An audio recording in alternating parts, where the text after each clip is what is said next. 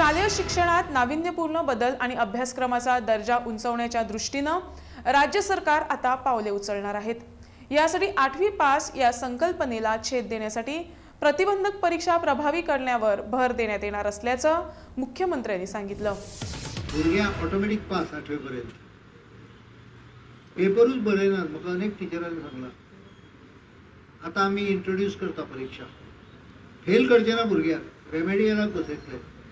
पण त्या बरोबर भुरग्यांचो जो रिपोर्ट असा पळय 3री म्हाका दिसता 5वी आनी 8वी कितें तरी ठरतांचे ह्या मदल्या 6 म्हयन्यांक केन्ना तरी जातली परीक्षा।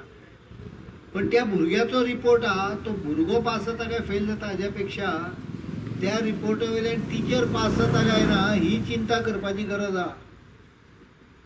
ना ती करतले टिचरांचे अपग्रेडेशन तांकां ट्रेनिंग करचे पडटले।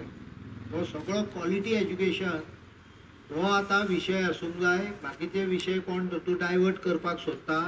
शाळा खूब जाल्यो गोंयान शाळा 23 स्टुडंट्स पर टीचर आहा which is better than even the international norms.